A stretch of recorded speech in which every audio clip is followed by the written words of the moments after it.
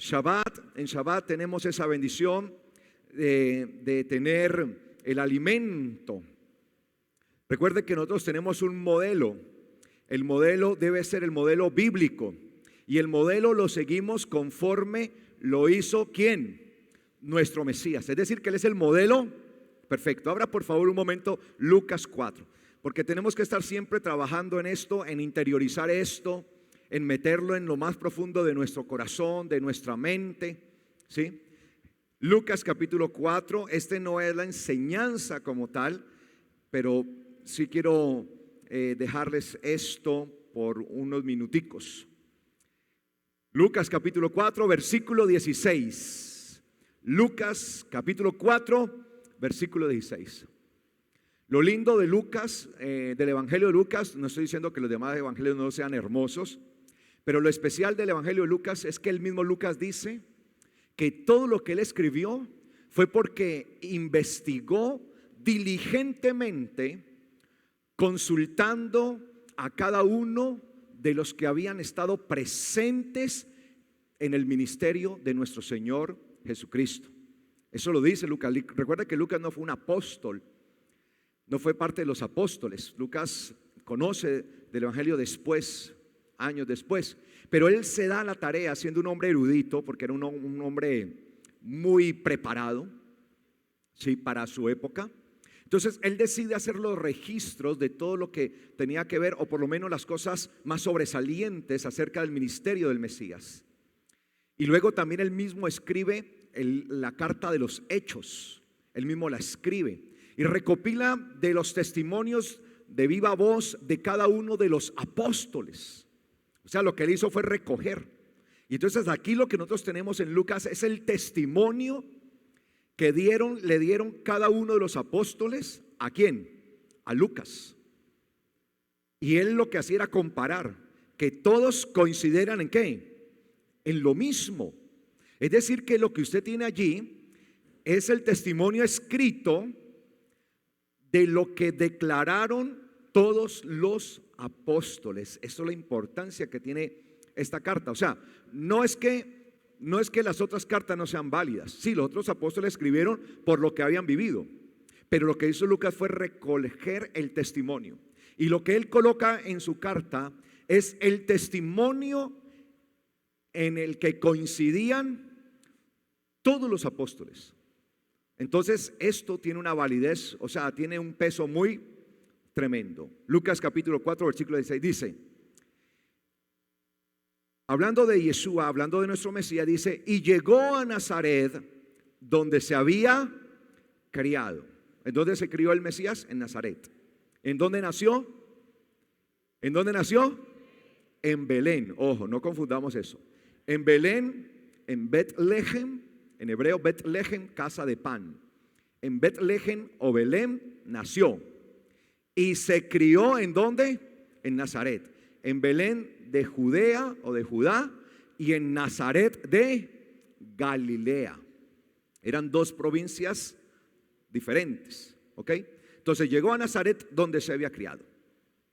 Dice allí la palabra del eterno Dios, ¿sí? Y según acostumbraba él,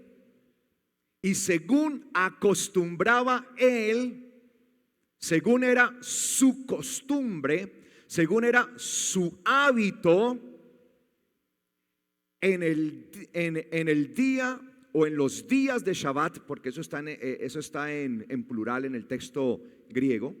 Estoy leyendo acá directamente el texto griego, ¿sí? En los días de Shabbat entró en la sinagoga y se levantó a leer. Entró en la sinagoga. Recuerde que la palabra sinagoga es una palabra griega que significa lugar de reunión. Lugar de reunión. Por ejemplo, esto dentro de la perspectiva griega sería llamado ¿cómo?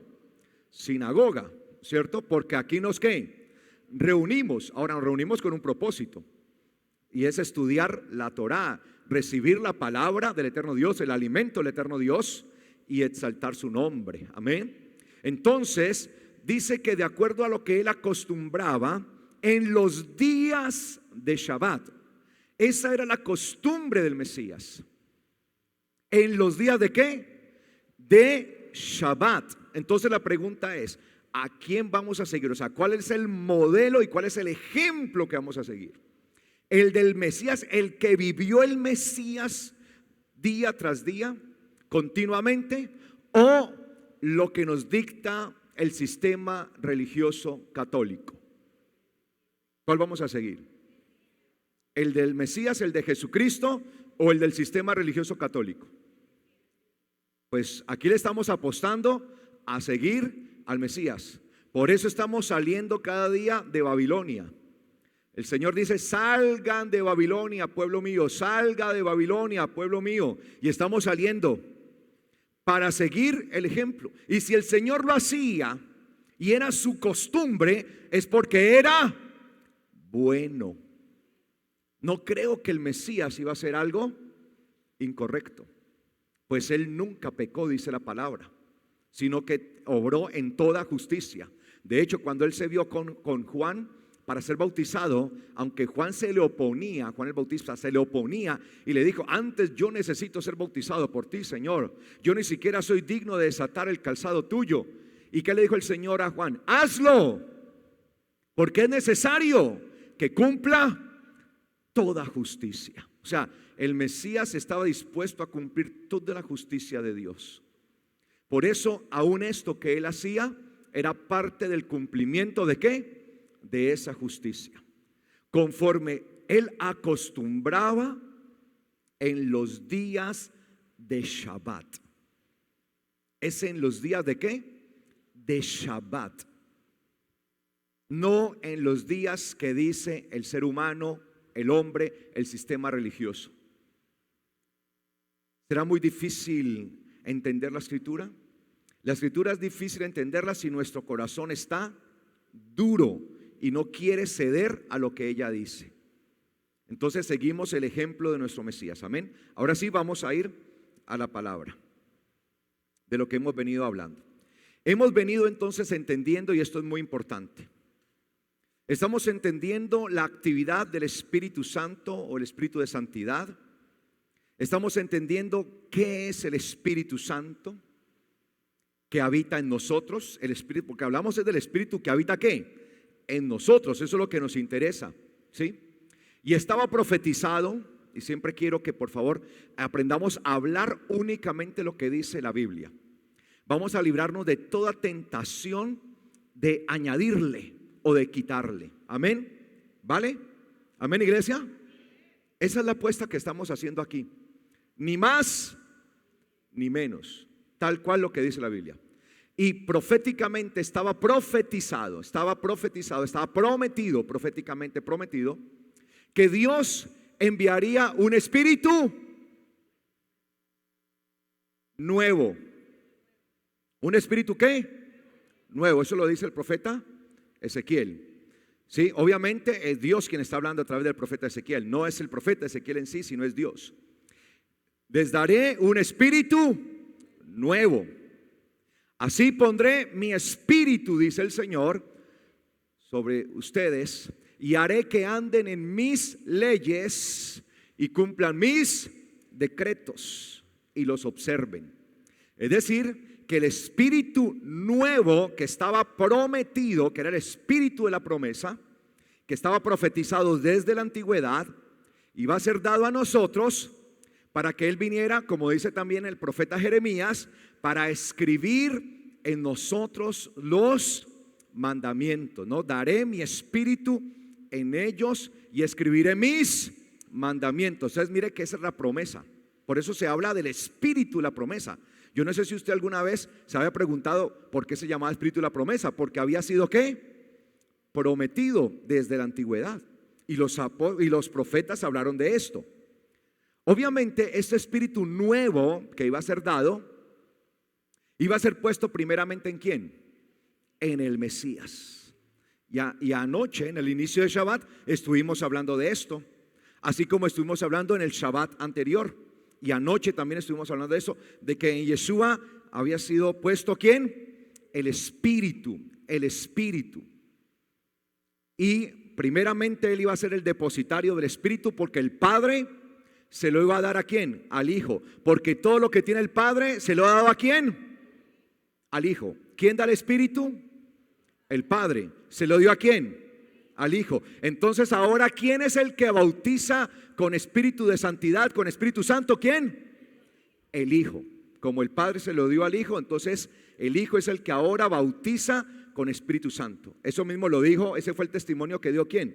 Juan Bautista, ¿sí? Yo les bautizo a ustedes con agua, pero vendrá aquel que les bautizará con Espíritu Santo, ¿sí?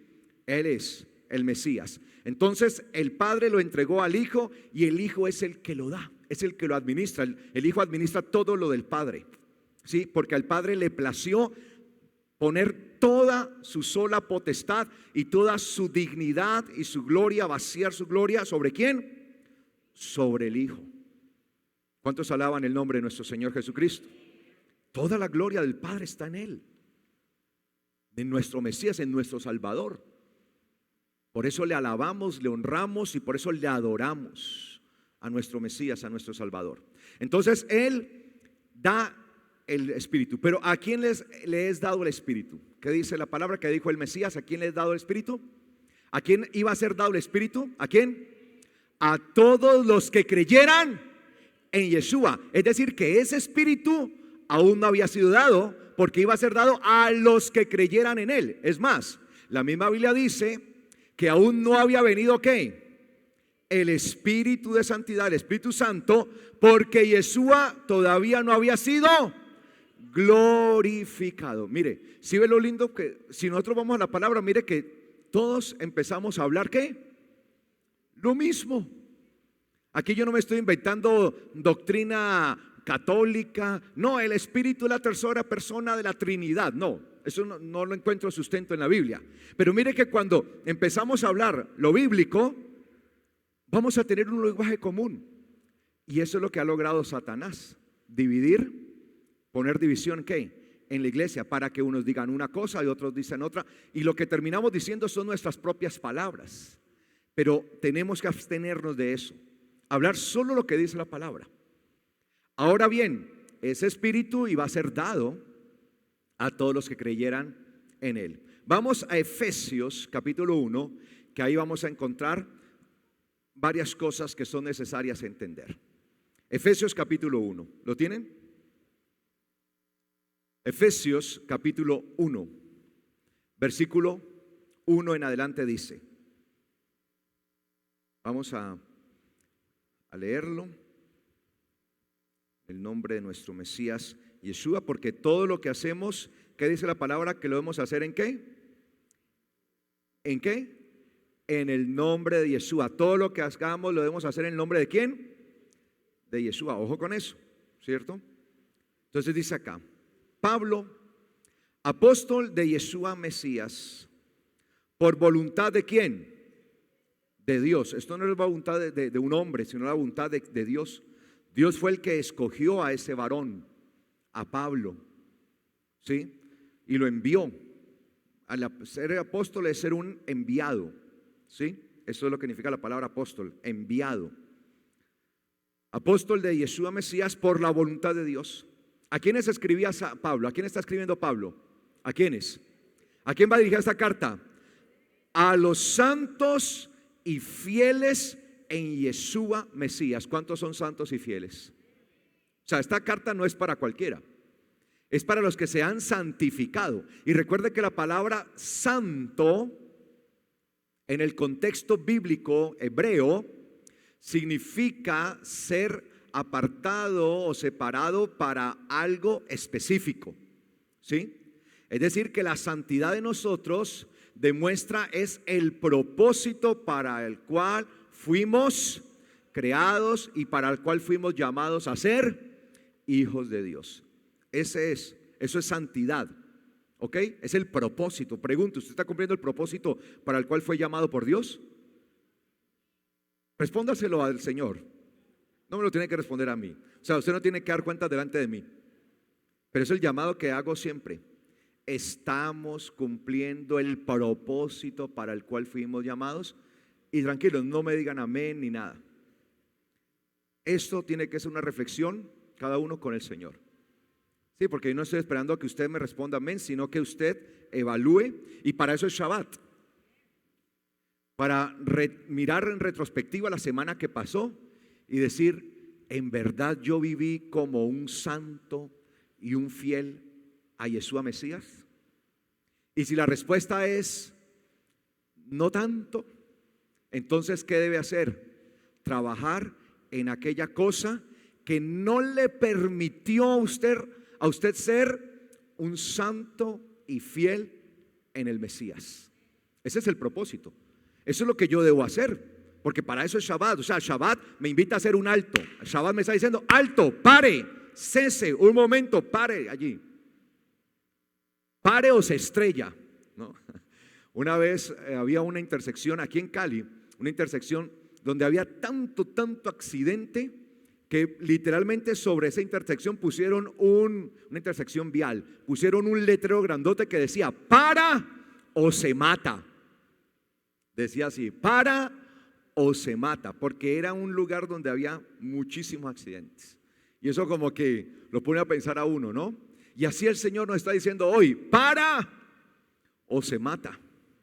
O sea, pare, cese todas sus actividades de la vida cotidiana y su vida emocional y cada parte de su vida. Cese por un momento, párelo. Mire qué pasó esta semana. Evalúela, y aquellas cosas que no fueron claras para usted como hijo de Dios son las que tiene que poner allí en la lista de primeras para mejorar, para reforzar. Y la palabra dice que el Señor se perfecciona y se fortalece en nuestra debilidad. Eso es lo que hace un hijo de Dios. Por eso es que estamos llamados a perfeccionamiento, porque cada vez que hacemos esto, pues lo que vamos haciendo con ese trabajo, lo que estamos haciendo es perfeccionándonos para la vida eterna. Entonces dice aquí, a los santos y fieles en Yeshua Mesías que están en Éfeso, o sea, a aquellos que estaban viviendo en santidad y en fidelidad a Yeshua Mesías, que se encontraban en la ciudad de ¿qué? De Éfeso. Pero esto no es solamente para los de Éfeso. No puedo decir, no, pero solamente era para los creyentes de Éfeso. No, de hecho está demostrado que las cartas, cuando llegaban a sus destinatarios, eran tan importantes que luego estas mismas cartas eran repartidas a las demás provincias, a las demás regiones, a las demás ciudades. Eran repartidas o se hacían copias de ellas para ser enviadas, porque eran muy importantes. Y el mismo Pablo se lo dice, ¿sí? El mismo Pablo dice, por ejemplo, a los Corintios, que esa carta que les llegó a ellos se la deben compartir ¿a quiénes? A los de la Odisea, por ejemplo. Dice, y esto se lo compartirán, y la que escribió a la Odisea para ustedes. O sea, eso llama la atención. Se repartían las cartas porque eran muy importantes. Entonces, esto no solamente para lo de Éfeso. Alguien dirá, pero eso era para ese tiempo. No, la palabra de Dios es la misma hoy, ayer y para siempre. La palabra de Dios no cambia. Y los apóstoles eran instruidos por el Espíritu de Dios. Por tanto, eso es para nosotros hoy. Entonces le saluda y le dice, gracia y paz a ustedes de Dios nuestro Padre y del Señor Yeshua Mesías. Gracia y paz ¿de quién? ¿De parte de quién? De Dios nuestro Padre. ¿Quién es Dios? Nuestro Padre. Y del Señor Yeshua Mesías. Él es el Señor. Amén. Dice versículo 3. Bendito sea el Dios y Padre. Vuelve y lo repite, ¿no? Como para que quede claro. Bendito sea el Dios y Padre de nuestro Señor Yeshua Mesías, que nos bendijo con toda bendición espiritual en los lugares celestes en el Mesías. ¿Desde dónde viene nuestra bendición? De lo alto, del cielo. Ojo con eso. Es decir, su bendición viene del cielo. Nos bendijo con toda bendición espiritual. ¿Y qué es ser bendecidos? Es ser reconocidos como hijos legítimos. Recuerde eso. Eso es ser bendecido. Ser bendecido no significa, me llegó un chequecito lo más de bueno. Gloria a Dios por eso. Eso es provisión. Eso es provisión de parte de Dios. Que me pude comprar el último carro, pastor. Vea el último modelo. Me alegro. Qué gloria. ¿Sí? Qué alegría. Eso es provisión. Pero la bendición es el reconocimiento legal de ser llamados hijos de Dios. Amén. Por eso es bendición ¿qué? Espiritual. Claro, los bienes materiales pueden llegar, claro, el Señor provee, el Señor en nuestra provisión nos da, Él bendice y prospera la obra de nuestras manos, ¿o no? Sí, Él nos da sabiduría y entendimiento para poder trabajar y para poder sustentar nuestra casa, nuestra familia y lograr aquellas cosas que deseamos en nuestro corazón. Entonces dice acá que esa bendición viene de lo alto y esa bendición es dada ¿en quién? En el Mesías. Por eso es que somos coherederos con el Mesías, coherederos de toda la herencia gloriosa de nuestro Padre, según nos escogió en Él antes de la fundación del mundo. Ojo con esto. Según nos escogió en Él antes de la fundación del mundo. Entonces algunos dicen, ¿cómo así? O sea que el Señor, yo estoy aquí porque el Señor me escogió. Sí. Es decir que el que no está aquí es porque el Señor no lo ha escogido. O sea que el que se condena es porque Dios quiere que se condene, y el que se salva es porque Dios quiere que se salve. No. Entonces, ¿cómo entendemos esto? Que nos escogió en Él antes de la fundación del mundo. Y dice que nos escogió en Él antes de la fundación del mundo para que fuéramos santos y sin mancha de Él. Es decir, hay un propósito. ¿Qué es lo que funciona aquí? Aquí funciona lo que conocemos como la presciencia de Dios, de la cual habla el apóstol Pedro. ¿Qué es no la presencia? Ojo, escúcheme bien. No presencia, sino presciencia.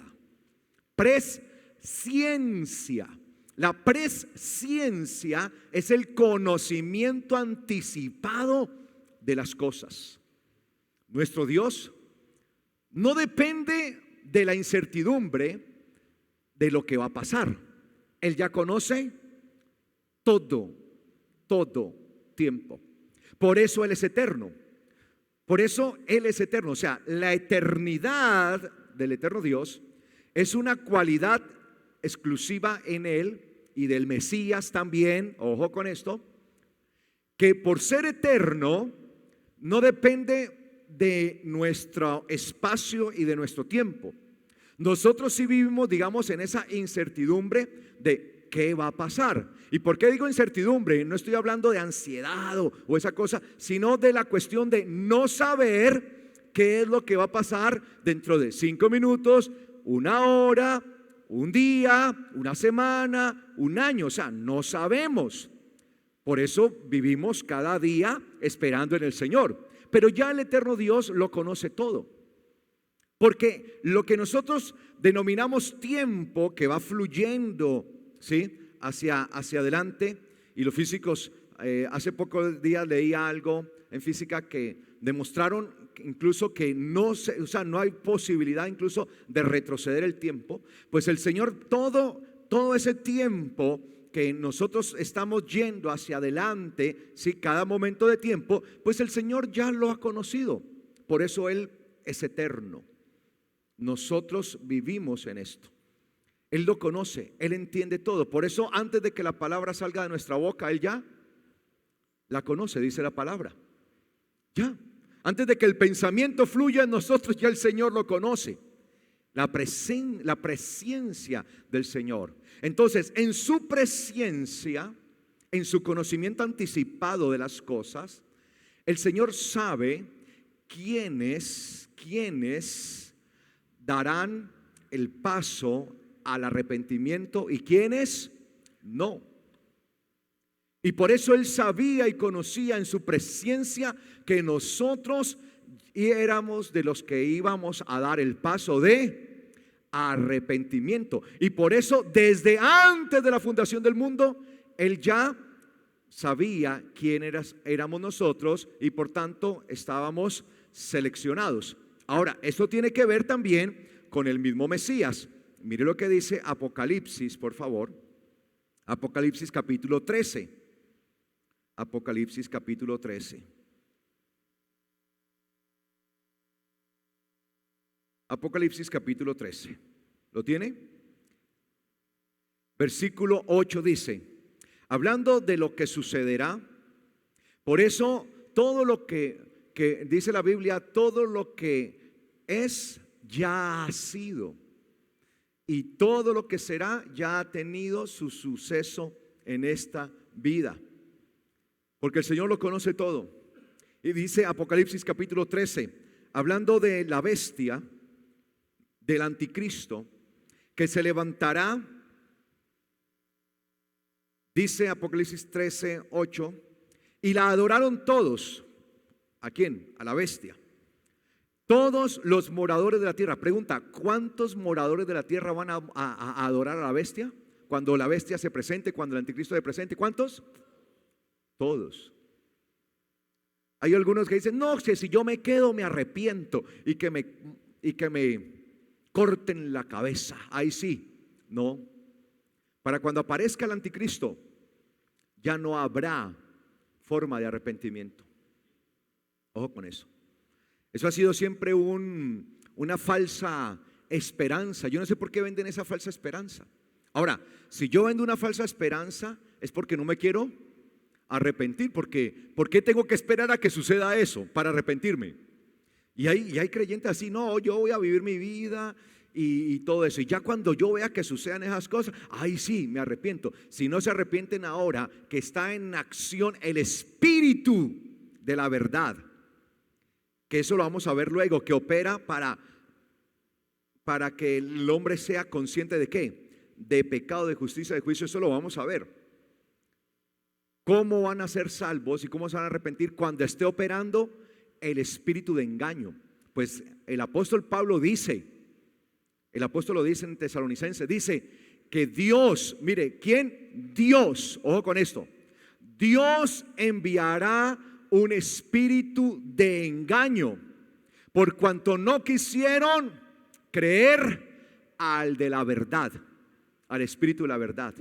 Entonces, como no quisieron creer al espíritu de la verdad, entonces Dios les enviará un espíritu de engaño para que sean condenados todos los que no creyeron a la verdad. Entonces, si se quedan acá, cuando aparezca el anticristo, si se quedan acá es porque no creyeron a ¿qué?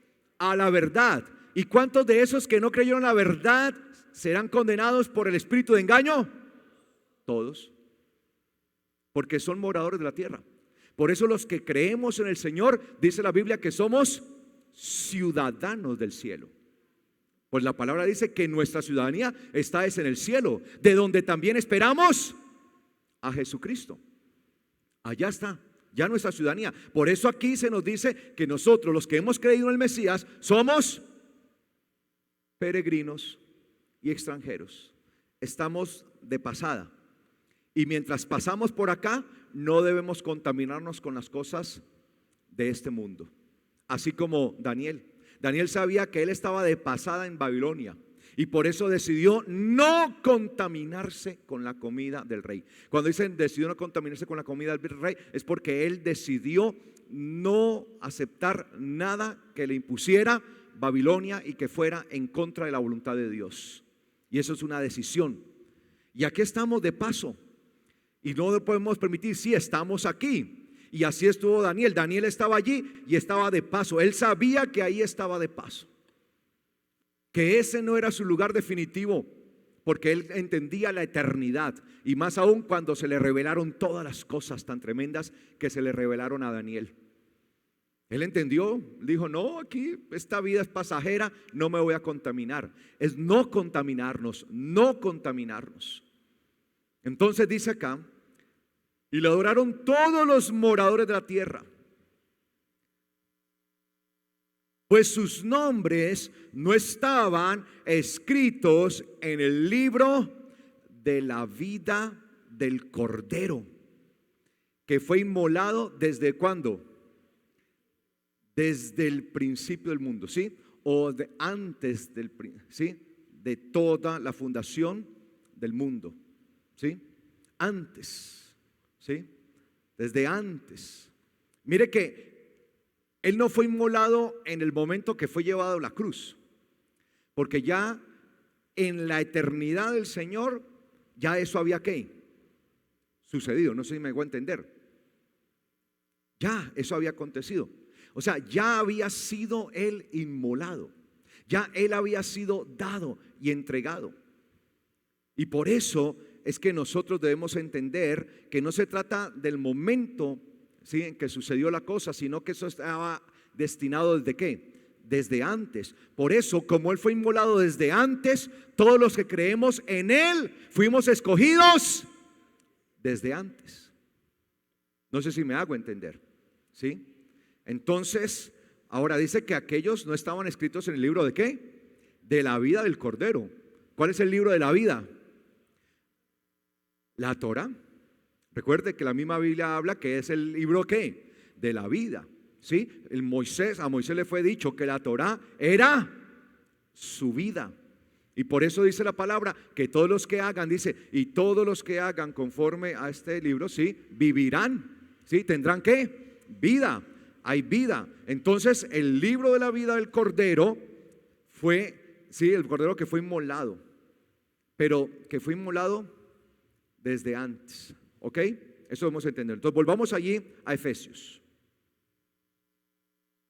Según nos escogió, versículo 4, capítulo 1, Efesios 1, 4, según nos escogió en Él antes de la fundación del mundo, para que fuésemos santos y sin mancha delante de Él. Es decir, ¿cuál es el propósito de nosotros de haber sido elegidos, de haber sido escogidos por el Señor? ¿Cuál es el propósito?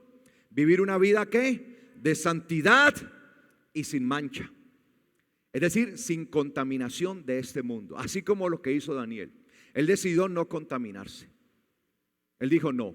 Estoy en Babilonia, estoy bajo este imperio, bajo este sistema, pero no me voy a contaminar, no me voy a manchar, no me voy a ensuciar de las cosas de este sistema. Eso mismo es lo que nosotros debemos entender. Y ayer hablábamos de esto, ¿no? Cuando el Señor le dice dice la palabra, sal de ella, pueblo mío, de Babilonia. Y estábamos hablando cómo Pedro envía saludos a la iglesia que está ¿qué? En Babilonia, y explicamos qué significaba eso. Y por eso veíamos ayer esa profecía en donde el profeta, ¿sí?, nos está instando, el profeta nos está diciendo, ¿sí?, sal de Babilonia, no seas como Babilonia. Hay un continuo llamado a eso. Entonces dice acá, nosotros no debemos mancharnos de las cosas de este mundo. Y dice acá, en amor, habiéndonos predestinado. Recuerde que la palabra predestinación, que en griego es prorizo, ¿sí? En griego es prorizo, significa señalar un destino anticipadamente. Por eso se llama predestino, o sea, antes del destino.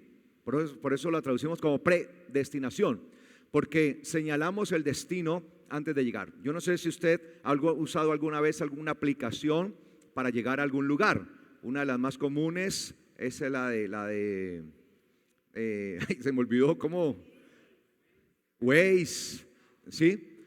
O Google Maps. Bueno, eso, yo he usado eso, me ha servido muchísimo. Y lo que uno hace es marcar ¿qué? El destino. Y eso de una vez le muestra a uno la ruta que debe seguir. De hecho, lo va guiando a uno. Y de una vez le muestra toda la ruta. ¿Qué hice yo? Di unas indicaciones y ya me mostró anticipadamente, ¿sí?, la ruta que me va a llevar al destino al que necesito llegar. Eso es predestinación. Entonces en la antigüedad hacían algo similar, no tenían la tecnología que teníamos hoy, pero sí se movían con cartas de navegación, se movían por medio de las estrellas, viendo las constelaciones, las estrellas. Muchas veces posicionaban ahí sus puntos de referencia, y a través de eso es que llegaban, y eso era lo que ellos llamaban de una u otra manera prorizo, ¿sí? Predestinación, porque se marcaba el destino antes de llegar y se hacía una ruta, y eso es lo que nosotros ha sucedido con nosotros. Hemos sido predestinados. ¿Por qué? Porque se nos ha marcado el destino. ¿Y cuál es el destino de nosotros?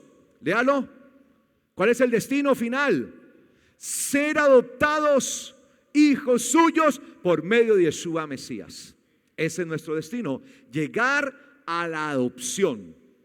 ¿Recuerdan la juiofesía? ¿Qué es la adopción? Recuerden que en la antigüedad estaba la adopción, o lo que conocemos, o lo que se ha traducido como a la adopción, que es en griego es juiofesía, y era una forma en la que el padre de familia reconocía que su hijo ya estaba maduro, ya había llegado a cierta estatura, a cierta madurez para manejar todos sus bienes. Y por eso cuando el hijo llegaba a eso, se le hacía como una especie de ceremonia, una especie de fiesta pública, y eso se conocía como juiofesía. Y públicamente se le entregaba al hijo un anillo, porque los anillos antiguamente eran los sellos con los cuales se sellaban todos los procesos notariales o procesos legales, llamémoslo así, ¿sí? En cuanto a negocios. Entonces ahí ponía su sello, y eso era válido, y por eso el hijo tenía que tener la plena capacidad de manejar todos los asuntos de la casa de su padre para no llevarlos a la pérdida, sino que antes los multiplicara. Eso era la juiofesía. Entonces el padre colocaba a su hijo en manos de tutores, ellos lo entrenaban, y el padre era el que iba viendo y determinaba cuándo su hijo estaba ya preparado, y dejaba de ser un hijo en formación para volverse ahora en un hijo reconocido para manejar todos los asuntos. Y ese título era Huios, hijo, Huios. Antes de eso tenía otro título, era Teknon, en griego, Teknon, que significa hijo en formación, pero llegaba luego a Huios. Por eso al Mesías siempre se le llamó Huios, Huios, ¿sí?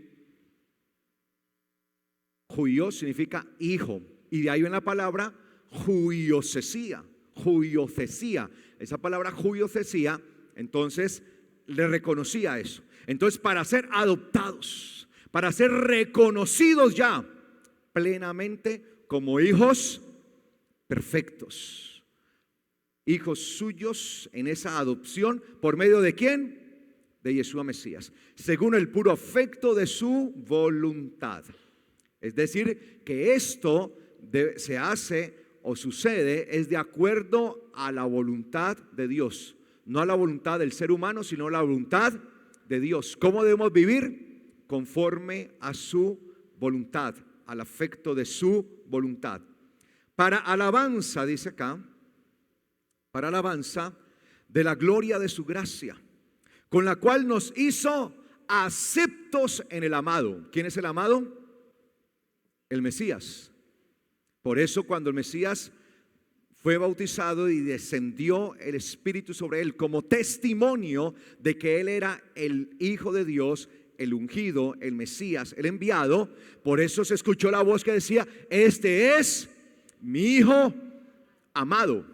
Y recuerde que hay un nombre hebreo que significa amado. ¿Cuál es ese nombre? David,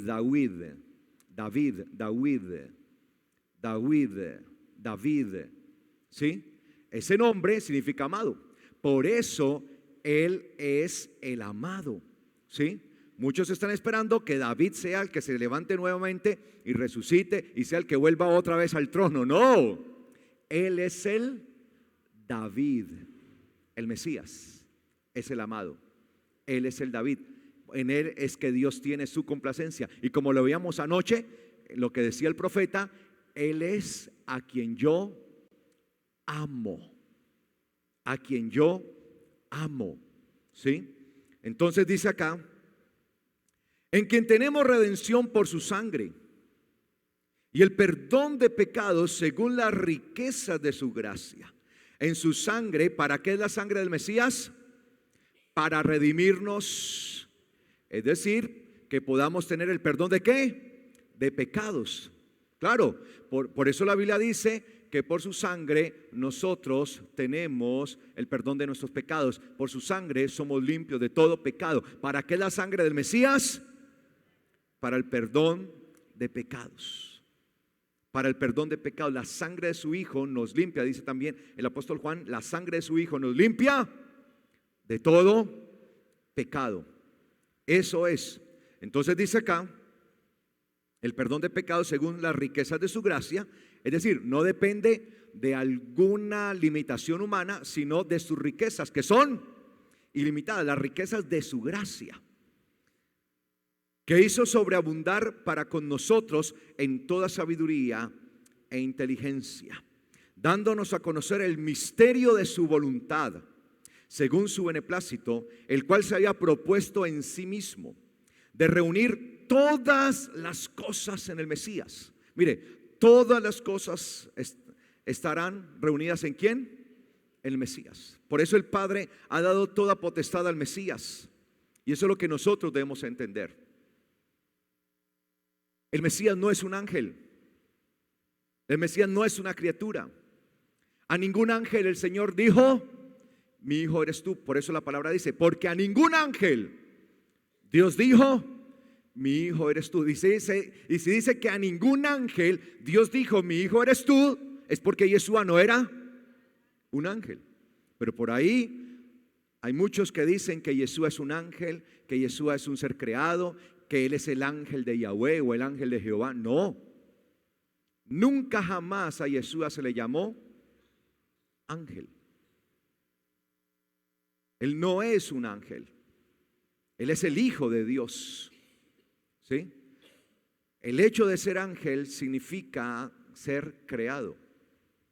Por eso dice la palabra que Dios hace, eso lo dice el Salmo 104. A ver, ¿sí el Salmo 104 o el Salmo 104? 104 o 104. Revisémoslo. Veamos primeramente el Salmo 100, para no ir a decir algo que no es que después, vea, ese pastor está diciendo que dice, ahí no dice nada.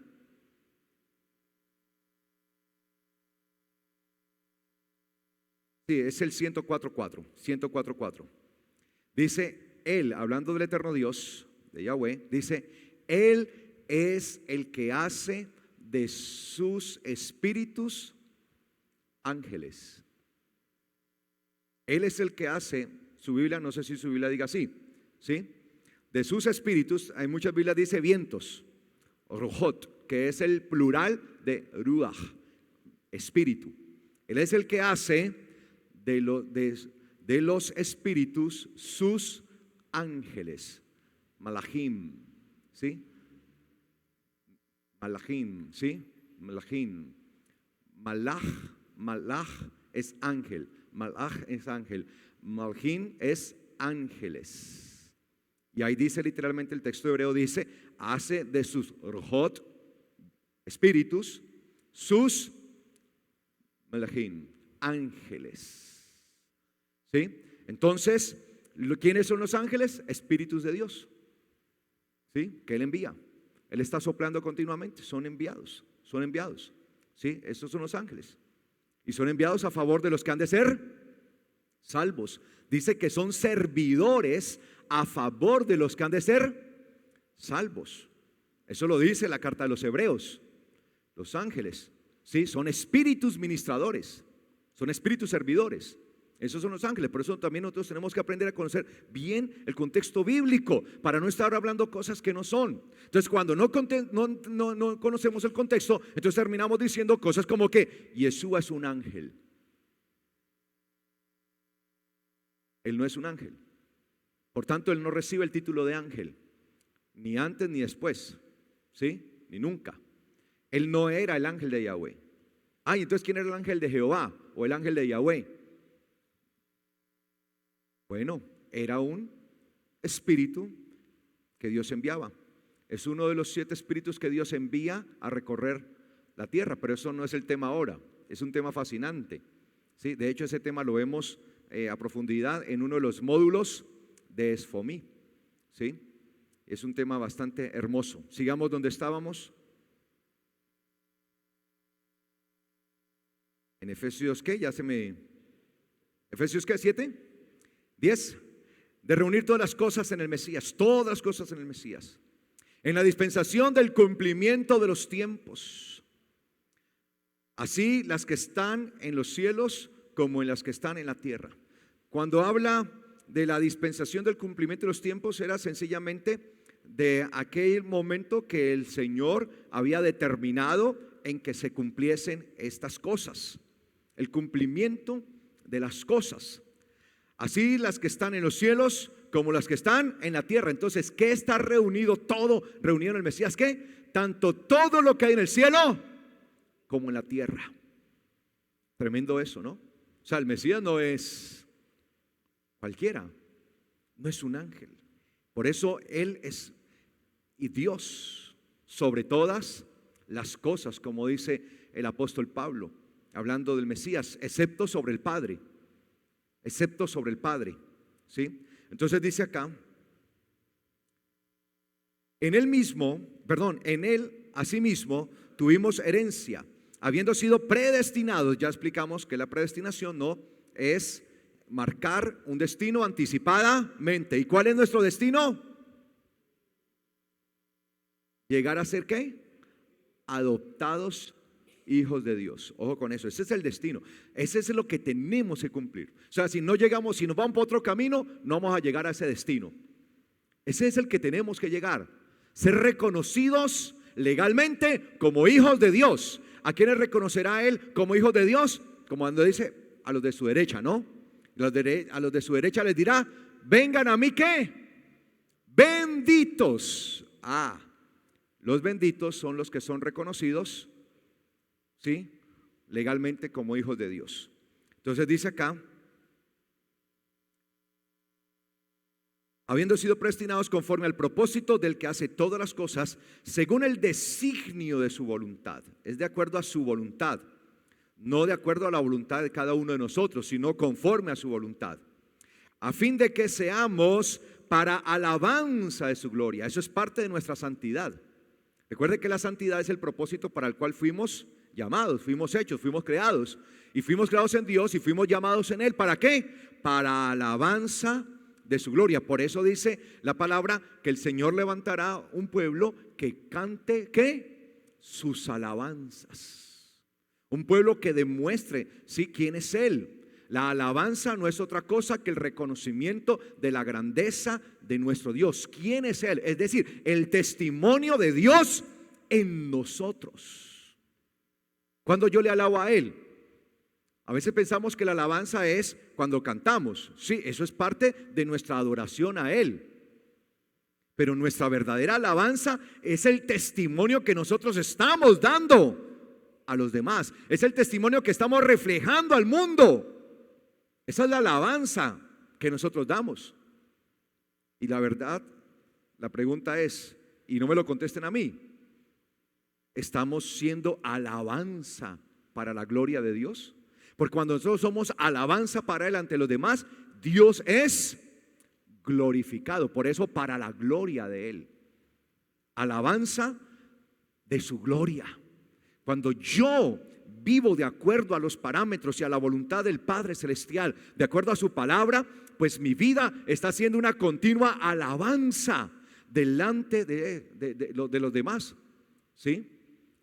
Por eso dice, te alabaré, Señor, delante de todas las naciones. De continuo será mi alabanza. Yo le alabaré, y esa es la alabanza. Entonces es mostrar y reflejar el poder de Dios en nuestra vida, el poder salvador, el poder que transforma, es su espíritu, ese poder que está en nosotros, poderlo mostrar a los demás. Y eso es para su gloria, esa es la alabanza para su gloria. Nosotros, los que primeramente esperábamos en el Mesías, en Él también ustedes, ojo, habiendo oído la palabra de verdad. ¿Cuántos han oído la palabra de verdad? El evangelio de su salvación. Entonces, ¿cuál es la palabra de verdad? El evangelio de su salvación, ¿sí? El evangelio, las buenas nuevas. la palabra de Dios toda son buenas nuevas. Cuando el Señor estaba entregando los mandamientos en el Sinaí, estaba dando buenas nuevas a ellos. Les estaba entregando las bendiciones allí. Y dice acá, ¿sí?, el evangelio de su salvación. Y habiendo creído en Él, entonces lo primero que hacemos es habiendo oído la palabra de la verdad. Y habiendo ¿qué? Creído. ¿Qué es lo primero que hacemos? Oír. ¿Y luego qué? Creer. El problema es que hoy mucha gente oye, pero como decía mi abuela, le entra por un oído y le sale por el otro. Sí, muchos oyen, pero no creen. No se trata meramente de oír. Por eso Job decía, de oídas te había oído. El problema es que mucha gente ha oído de Dios, pero no ha creído en Él. No han creído en Él, no le han creído a su palabra, no han creído al Mesías. Y por eso Job tenía ese problema de oídas, y él lo reconoce. Lo reconoce, de oídas te había oído, mas ahora mis ojos te ven.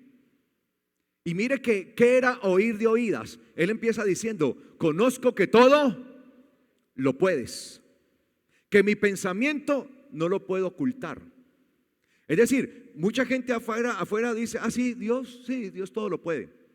Y de hecho, cuando la gente se ve en un problema, trata de buscar, no, Dios mío, por favor, Diosito, ayúdame y por favor, porque de una u otra manera ha oído que Él puede, pero solamente de oídas, solo de oídas. Y por eso Él decía, conozco que todo lo puedes, que mis pensamientos no lo puedo ocultar. Sí, que Dios lo sabe todo. Hablaba lo que no entendía, sí. Entonces muchas veces decimos, sí, Dios, pero no entendemos de qué estamos hablando. De hecho, hay mucho creyente que cree conocer de Dios, pero realmente no le ha conocido. Y solamente ha oído de oídas, solamente está allí oyendo de oídas, pero no tiene un conocimiento certero de quién es el eterno Dios. Así hay muchos creyentes no conocido. Y por eso dice él aquí, habiendo oído la palabra de verdad. ¿Qué es lo primero que debemos oír? La palabra de verdad, la palabra verdadera. La palabra verdadera es la que nos va a transformar, es la que nos va a cambiar. Y por eso es que la palabra se debe hablar siempre en verdad, se debe hablar correctamente, verdaderamente, porque muchas veces esta palabra, que es la palabra de verdad, la podemos terminar hablando de manera falsa y engañosa. Es por eso que el Señor advertía al profeta Jeremías, advertía a través del profeta Jeremías, y el Señor decía, aquel a quien llegue mi palabra, que hable mi palabra verdadera. Aquel a quien llegue mi palabra, que hable mi palabra verdadera. Porque muchos pueden tener la palabra, pero no lo están hablando en verdad. Entonces la palabra de la verdad, el evangelio de su salvación, y habiendo creído en Él, entonces ¿qué sucede? Cuando nosotros oímos y creemos en el corazón, creemos a eso verdaderamente, genuinamente, y estamos dispuestos a vivirlo, estamos dispuestos a someternos a su voluntad, a vivir en santidad y sin mancha. ¿Qué sucede cuando hacemos eso? Fueron sellados con el Espíritu prometido del Santo. Así dice el texto. Con el Espíritu prometido o el Espíritu de la promesa del Santo. Así dice textualmente el texto griego. El Espíritu de la promesa. ¿Cuándo se prometió ese Espíritu? Cuando los profetas hablaron de aquel nuevo espíritu que el Señor daría, el cual no se había manifestado y que no se iba a manifestar hasta que Yeshua fuera glorificado. Pero habiendo sido glorificado el Mesías, luego este espíritu nuevo fue dado el día de Pentecostés. Y el mismo espíritu que estuvo en el Mesías es el que ahora opera en nosotros. Entonces dice acá, habiendo creído en Él, fueron sellados con el Espíritu de la promesa del Santo. ¿Quién es el Santo? ¿Quién es el Santo? Dios, el Padre. Él es el que lo prometió. El Espíritu del Santo. Nuestro Dios es santo. Por eso la palabra dice que debemos de ser santos como nuestro Dios es santo.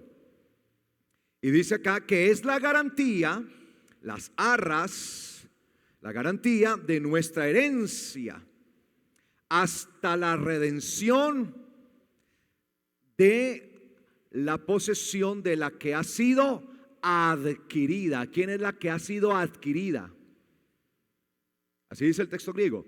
Hasta la redención de la posesión de la que ha sido adquirida. ¿Quién es la que ha sido adquirida? ¿Quién fue adquirida? La iglesia fue adquirida, fue comprada a precio de sangre. Entonces, hasta que la que fue adquirida, que es la iglesia, que es su pueblo, que es su congregación, hasta que sea ¿qué? Redimida en esa posesión. Porque está hablando, cuando se habla de las arras, se está hablando de una garantía que tenía que ver con la promesa que un hombre hacía a una mujer de tomarla como esposa. Esa misma palabra arras que aparece allí en su texto, mire que ahí no están usando ni siquiera una palabra griega. Si usted puede ver algún diccionario, ahí no se está usando una palabra griega, sino que está usando una palabra hebrea, que es la palabra arabón en hebreo, arabón. Y arabón en hebreo, ¿sí?, es la garantía que un hombre le dejaba a una mujer para eso. De hecho, esa palabra se usa para hablar de la situación que sucedió entre Judá y Tamar, cuando le dejó el cinto, el bordón, el sello como su garantía.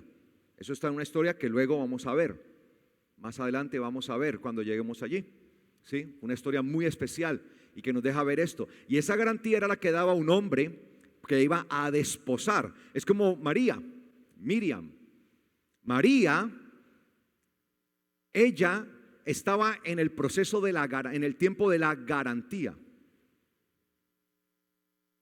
A eso es lo que llaman el desposorio, el tiempo de la garantía. Entonces, por lo general, se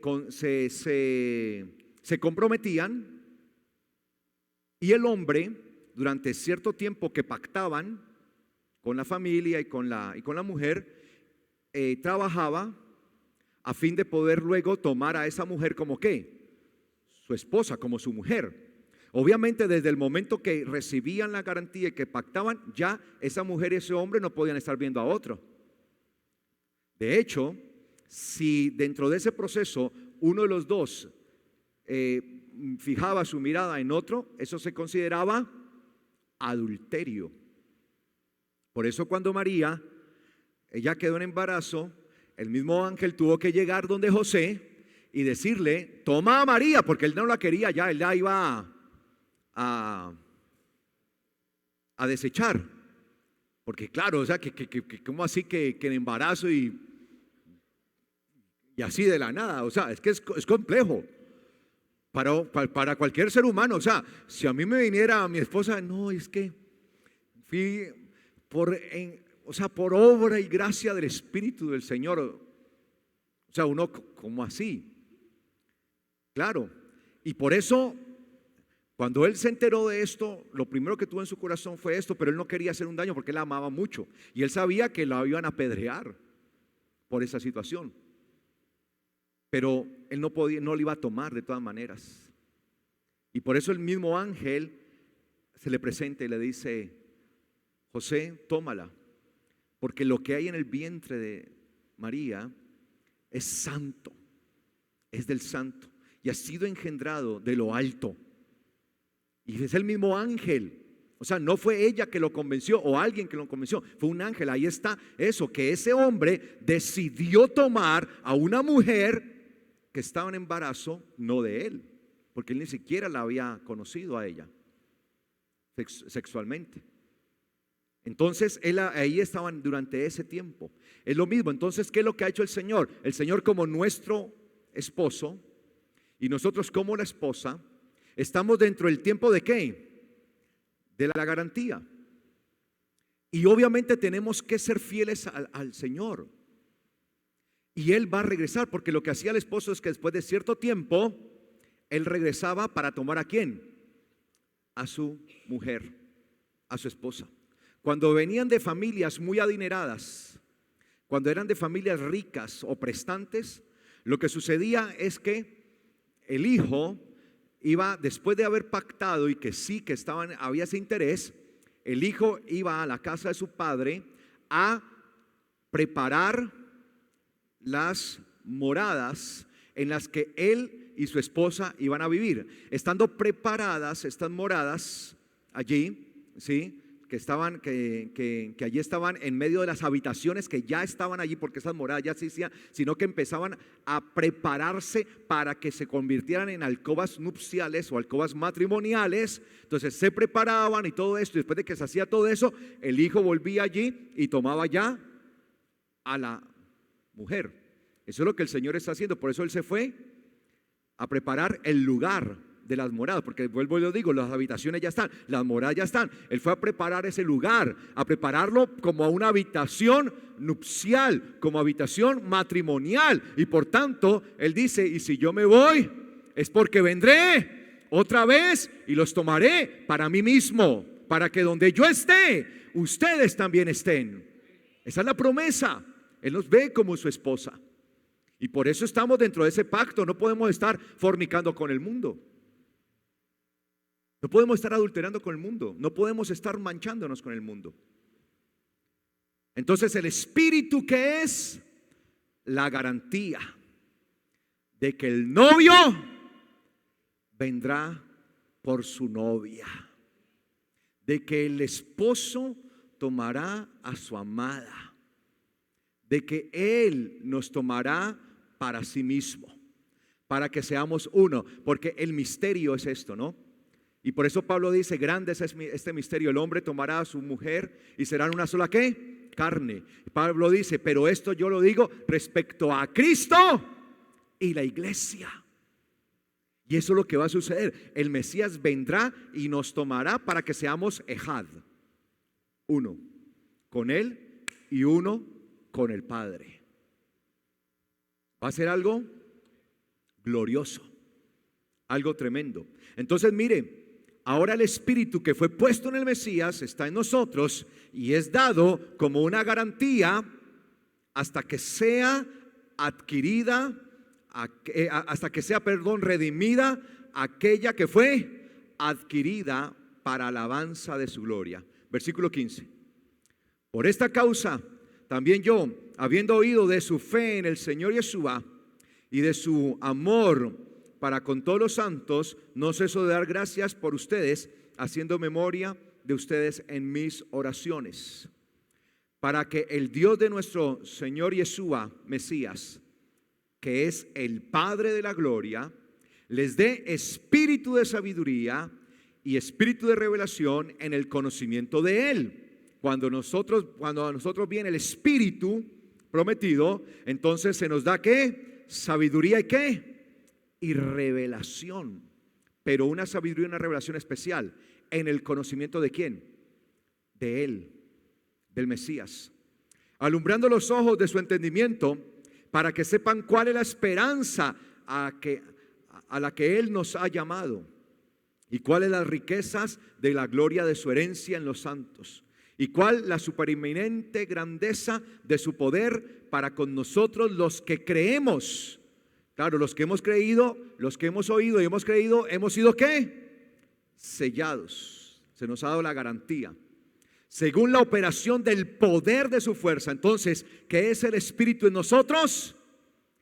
Es el poder de su fuerza operando en cada uno de nosotros. Es el poder de su fuerza operando en cada uno de nosotros. Y esa misma fuerza, ese mismo poder fue el que operó ¿en quién? Versículo 20, ¿qué dice? La fuerza, la misma fuerza que operó ¿en quién?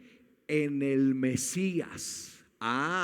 Por eso les digo que el mismo espíritu que operó en el Mesías es el que opera hoy en nosotros. Y el poder de Él, el poder de Mesías, venía del Espíritu que había sido prometido, el Espíritu nuevo. Y es el mismo Espíritu que usted y yo tenemos. ¿No le parece eso glorioso? El mismo poder en el que actuó el Mesías es el mismo poder que actúa en nosotros. Eso debería dejarnos a nosotros admirados, como, ¿de verdad, pastor, es el mismo? Sí, el mismo Espíritu, la misma gloria. Por eso el novio le da todo a su novia en ese sentido. No la deja desamparada, la deja con una garantía tremenda. La misma fuerza que operó en el Mesías, resucitándole de los muertos. Por eso aquí dice que es esa fuerza que le resucitó de los muertos. Pero también la palabra dice que ¿quién le resucitó de los muertos? El Espíritu. El Espíritu. Entonces ahí queda sustentado esto, que es el Espíritu, el mismo Espíritu que habitó en el Mesías, se habitó en nosotros, resucitándole de los muertos. Y no solamente lo resucitó, eso mismo hará con nosotros. Eso es lo que nosotros sucede. Nosotros resucitamos por el poder del Espíritu actuando en nosotros. Es ese poder actuando en nosotros. Y no solamente resucitándonos, sino que nos resucita con un propósito. ¿Cuál es el propósito de nuestra resurrección? ¿Cuál fue el propósito de la resurrección del Mesías? ¿Y cuál será el propósito de nuestra resurrección? Léalo, ¿cuál es? Y sentándole a su diestra en los lugares celestiales. El propósito de la resurrección que operó en el Mesías por esa fuerza, por el Espíritu que estaba operando en él, el Espíritu de santidad que había sido dado por el Padre, le resucitó para sentarle a la diestra, ¿sí?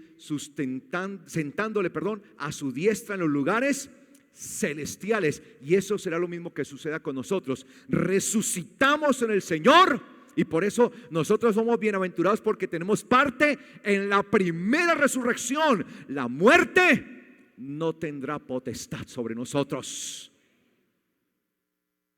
y nos resucitará para que seamos ¿qué? Sentados en los lugares celestiales. Por eso debemos amar cada día y desear tener el Espíritu de Dios en nosotros. El mismo Espíritu que operó en el Mesías, que le resucitó, y por el mismo Espíritu se sentó en los lugares celestiales.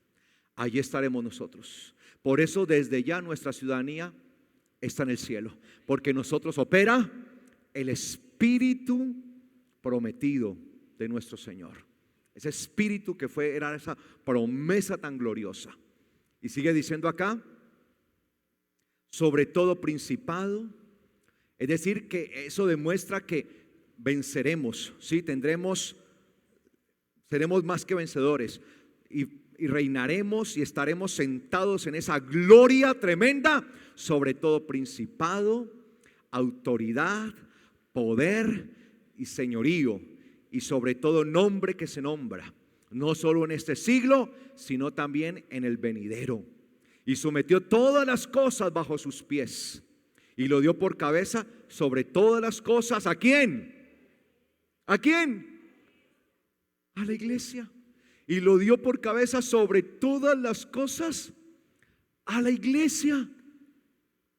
Por eso el Espíritu, mire cómo opera en el Mesías y nos es dado a nosotros, para que opere en nosotros, para que sea la iglesia la que tenga este privilegio tan tremendo por la operación del Espíritu. Por eso nosotros no podemos ignorar la operación del Espíritu en nosotros, porque ignorar la operación del Espíritu en nosotros es ignorar nuestra vida eterna, lo que va a suceder con nosotros, la cual es su cuerpo, la plenitud de aquel que todo lo llena en todo. ¿Cuántos dicen amén?